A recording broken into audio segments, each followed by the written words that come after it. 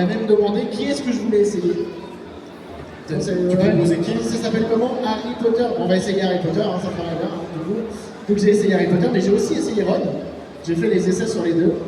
Et j'ai lu les bouquins d'ailleurs qu'après avoir passé les essais, j'ai découvert véritablement ce que c'était Harry Potter après avoir passé les essais. J'ai dévoré les bouquins comme il n'y en avait que 4 qui étaient sortis. J'ai lu les 4 d'un coup. Et seulement après, on m'a appelé pour dire que c'était moi qui avait été pris, qui avait été choisi pour faire Harry Potter. Harry, tu es l'élu. J'étais l'élu. Quel bonheur, quel bonheur. C'était un véritable kiff pour être exact.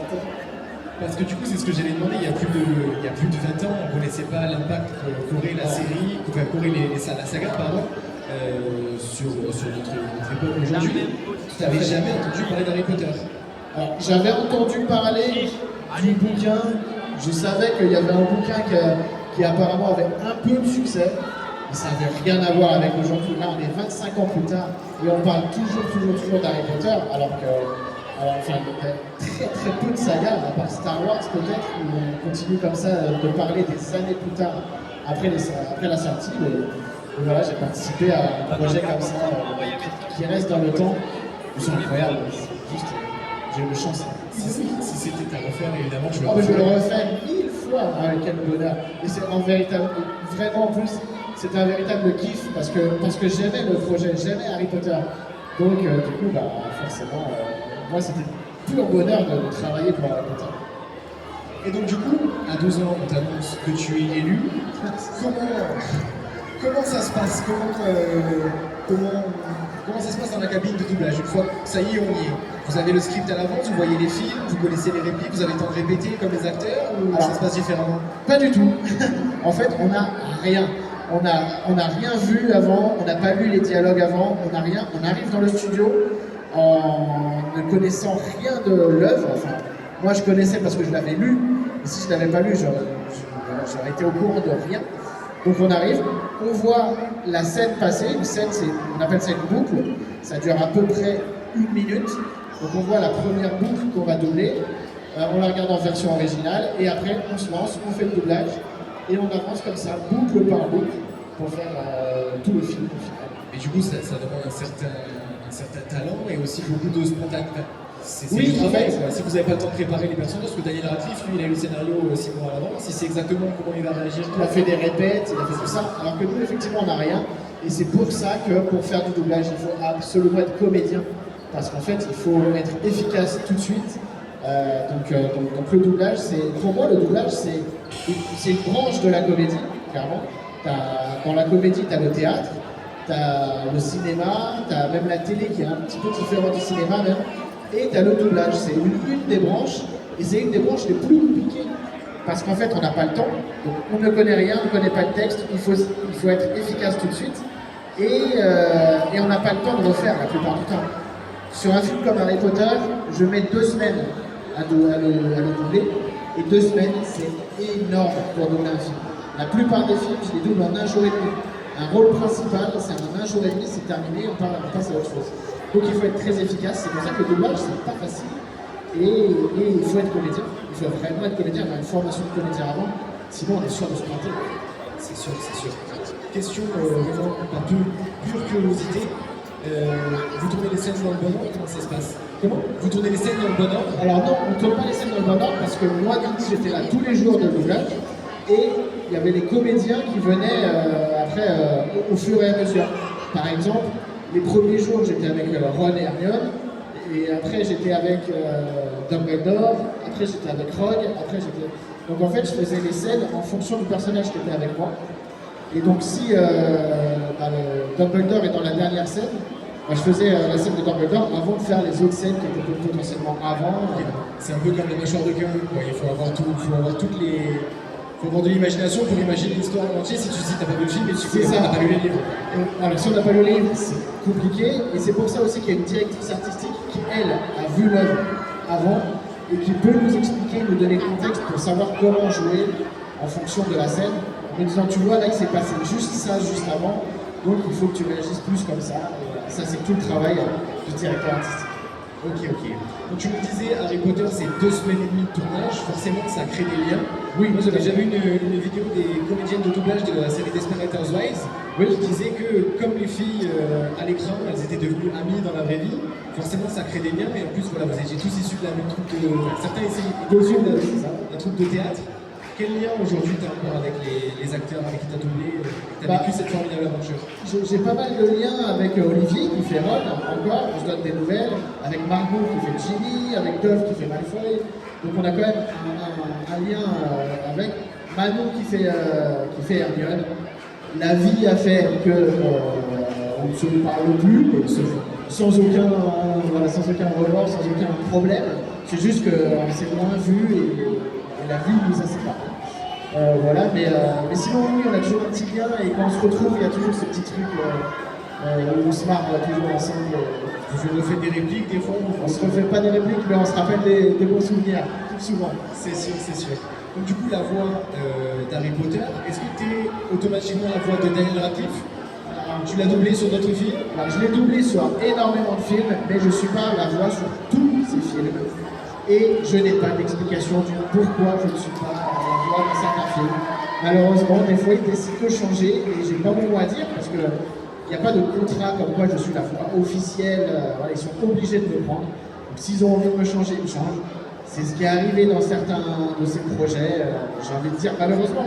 Parce que ça, j'aimerais bien tout faire. Quoi. Ça peut être surtout déboussolant pour les personnes qui regardent les films, parce que voilà, une voix qui est assez identifiée et identifiable, c'est d'un coup, c'est plus la même, ça peut être... Bien sûr, ça gêne tout le monde, je sais pas pourquoi ils font ça. Voilà, ça arrive. Je ne peux rien dire. Tu l'as déjà rencontré, Daniel Radcliffe? Tu as déjà rencontré l'équipe des films? J'ai déjà rencontré toute l'équipe du film, j'ai rencontré quasiment tous les comédiens grâce aux avant-premières qui étaient en France et souvent les acteurs anglais venaient en France pour les avant-premières et donc nous on avait un temps avant la diffusion du film où on était tous ensemble et on pouvait discuter. Donc j'ai pu rencontrer quasiment tous les comédiens du film et ça aussi c'est rare en tant que comédien dans le doublage de rencontrer des acteurs qu'on double, c'est très très rare et grâce à Harry Potter, nous on a eu cette chance, donc c'est incroyable. Et du coup, quand tu le rencontres, tu te sens plus proche de Daniel Radcliffe, d'Harry Potter. Comment, il n'y a pas une sorte de petite dissonance qui se passe? Non, en vrai, quand on se rencontre, c'est deux comédiens qui se rencontrent. Et on a discuté d'ailleurs de ça, de comment je travaillais, comment je faisais le doublage. Lui, il était très très étonné que j'avais pas de texte avant, qu'il n'y ait pas de répétition ou quoi, qu'il n'y ait pas de travail en amont. Je lui disais non, on fait en 2 semaines et c'est fini. Et lui, il ne comprenait pas bien comment c'était possible qu'il n'y ait pas de travail avant pour pouvoir le faire. Je fais bah non, le doublage c'est comme ça. Ça se passe comme ça. Ça se passe comme ça, c'est comme ça et il n'y a pas de raison que ça change pour Harry Potter, c'est comme ça pareil pour Harry. Donc du coup, Harry Potter, ça a partagé un grand nombre d'années dans ta vie. Du coup, entre quel âge et quel âge? Ça a duré de 12-13 ans à 22-23 ans. Ça a duré 10 ans. Quand tu es dans la cabine, on appelle ça? Ouais, le studio, la cabine, ça marche. Quand tu es au studio et que tu vois donc la dernière ligne, la dernière scène, qu'est-ce qu'on ressent? On sait qu'on va dire adieu et qu'on ne retrouvera plus ce personnage, qu'on savait que la saga s'arrêtait. Oui. Qu'est-ce qu'on ressent lors de la dernière scène? Bah, vraiment, on est triste. Hein. Et on n'a pas envie que ça se finisse. Et d'ailleurs, si vous voulez voir la dernière scène, elle a été filmée. La dernière boucle qu'on doit doubler, donc je suis avec Olivier Martret qui fait Rock. Et ça a été filmé, c'est sur mon TikTok, si vous voulez aller voir. Et en fait, il y a toute la scène, justement, la dernière boucle, et on ne voulait pas finir, donc on faisait exprès de rater, où on inversait les rôles, où on enlevait des voyelles, on prenait des accents, on faisait n'importe quoi. Et c'est plutôt drôle, mais en fait, du coup, ça montre à quel point on ne voulait pas que ça s'arrête. Parce que mettre un point final à 10 ans d'aventure comme ça, bah, c'est pas facile. Si vous voulez pas. Et en vrai, cette dernière scène que vous allez voir, évidemment, ça a été coupé, mais ça a duré plus de 3 heures pour faire 30 secondes de scène. Et d'ailleurs, dans la vidéo, on entend un petit peu la directrice artistique qui s'énerve un petit peu en disant c'est bon là maintenant, il faut avancer, mais en fait c'était plus fort que nous, on voulait pas s'arrêter. C'est trop triste. T'es revenu un petit peu sur le devant de la scène, entre guillemets, ou du moins sur les écrans des Français, mais peut-être que certaines personnes t'ont découverte l'année dernière quand tu as participé à une émission de télé-réalité. Du coup, tu as participé à Secret Story, effectivement. Et tu avais pour secret. Je suis la voix française d'Harry Potter, notamment, c'était ça mon secret. Comment on finit dans Secret Story quand on est comédien de doublage et surtout quand on a une voix Parce que tu t'avais cramé. Toi, tu m'avais cramé. Personne m'a cramé dans l'émission. Non, en fait, comme on devient, tout simplement, c'est eux qui sont venus me voir. Ok. Moi, je suis pas du tout dans cet univers-là, normalement. Et du coup, ils sont venus me demander. Alors, au tout début, j'ai dit non, ça m'intéresse pas du tout. La télé-réalité, c'est pas mon monde, c'est pas pour moi. Donc, non, je suis pas chaud pour ça. Et puis, ils m'ont convaincu avec des arguments en disant que cette année, ils voulaient pas de clash, ils voulaient que du jeu, qu'il y aurait plein de jeux pendant l'émission, que tout était basé sur la recherche des secrets, sur les enquêtes, sur tout ça. Et je suis un gros joueur, je suis même un gros geek, comme on appelle ça. Je joue énormément aux jeux vidéo, même aux jeux de société, à tout. Et là, ils m'ont eu. En parlant de jeux, de recherche, d'enquête, là, ils m'ont eu.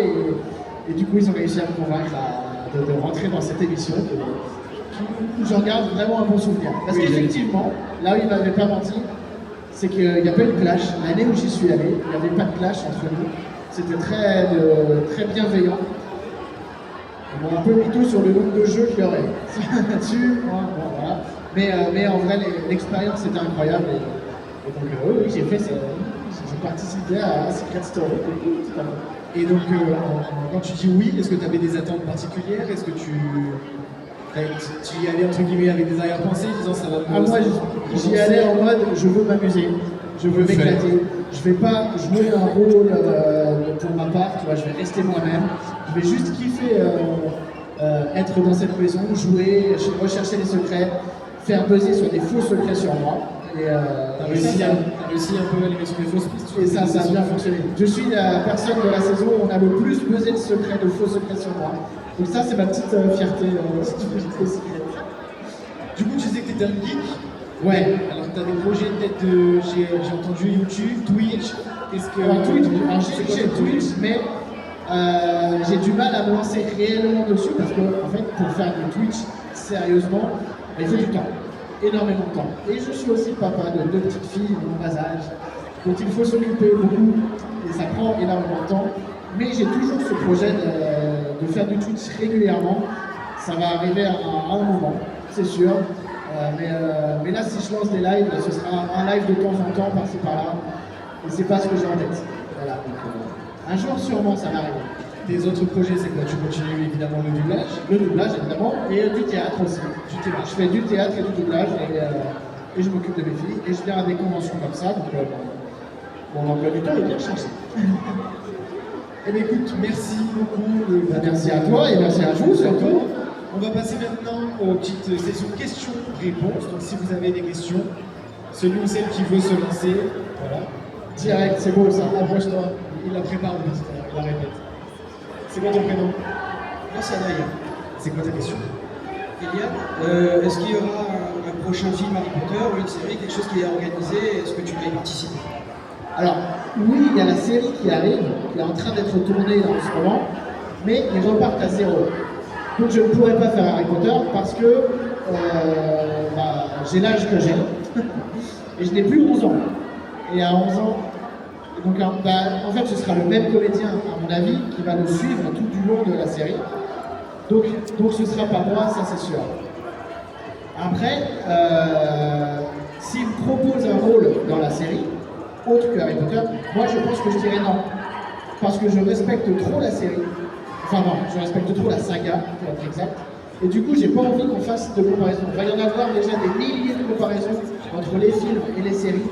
Si en plus on mélange les voix entre les deux, ça va être un bazar sans logique. Donc, pour moi, je respecte trop, c'est un nouveau truc, un nouveau projet. Et bah écoutez, faites tout de nouveau, repartez à zéro, et ce sera sans moi, en tout cas, à l'oreille. Après, si je peux être le directeur artistique de la série, moi je dis pas bon. Ça, je dis pas bon. Merci, Kélian. De rien. Et il faut aussi, entre guillemets, que les acteurs et les comédiens de doublage qui vont prendre part à cette aventure vivent leur truc. Exactement, il faut que ce soit leur aventure à eux, et il faut absolument justement qu'ils vivent ça comme nous, on a vécu un petit peu. Et ce sera un nouveau projet. Donc, nous qui dit nouveau projet, si on revient sur les anciennes voies pour les remettre sur les nouveaux, pour moi ça n'a pas de sens. Donc on repart à zéro. Ça c'est mon avis, ça se trouve ils vont faire des dingueries, mais c'est mon avis. Une autre question peut-être? C'est dur dans ce sens, c'est dur. C'est dur. Ah, Personne? Pas de questions. Ah si, t'as une question. Vas-y, viens. Viens poser ta question. Comment tu t'appelles? Deya. C'est quoi ta question? Elle dure quand la série? Elle sort quand la série? Alors, il me semble qu'ils veulent la sortir pour 2027. Donc il y a un petit peu de temps avant. Et ça, c'est sans compter tous les retards qu'il va y avoir. Donc, il faut compter à mon avis fin 2027, voire 2028. Un peu de temps avant de voir la série à la télé. Est-ce que du coup, ce serait une série télé ou est-ce que c'est distribué sur les plateformes? C'est déjà. Ouais, c'est HBO qui a signé pour faire la série. Et il compte faire un livre, une saison par livre. Donc ça va prendre 10 ans, il va y avoir pour 10 ans, enfin il va y avoir 7, voire un peu plus si on coupe les saisons en deux, les livres en deux, en 2 saisons. Donc on est parti pour une bonne dizaine d'années derrière. Encore des questions peut-être? Vas-y, approche-toi. C'est quoi ton prénom? Ta question. Est-ce que ça a été compliqué pour vous de trouver du travail avec les femmes? De travailler quoi? De trouver du travail Après Harry Potter. Alors c'est vrai que Harry Potter, ça m'a joué des tours pour beaucoup de rôles où j'ai pas été pris pour ces rôles parce que j'avais fait Harry Potter.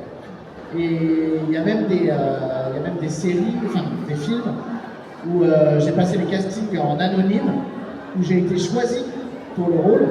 Et une fois qu'ils ont regardé qui j'étais, et ben là ils ont fait ah bah en fait non, c'est la voix d'Harry Potter, on peut pas, on va changer. Voilà.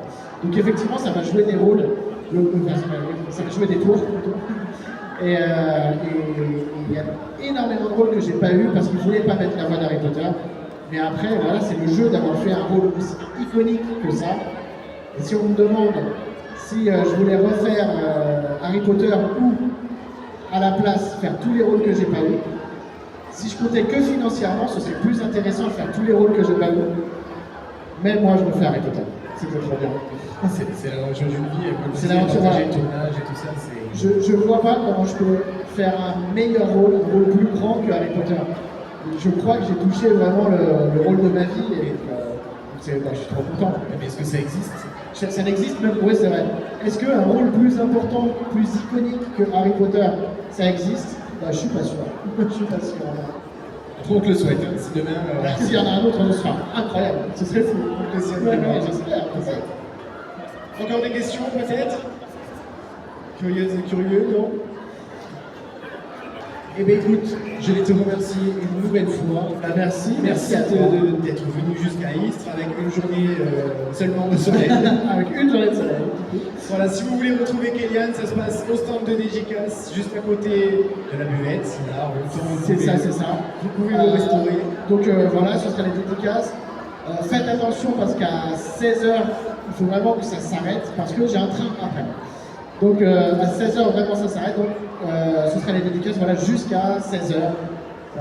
Et photos, dédicaces, les petits vocaux si vous voulez. Avec grand plaisir. Et je pourrais même répondre aux questions que vous n'avez pas osé poser là.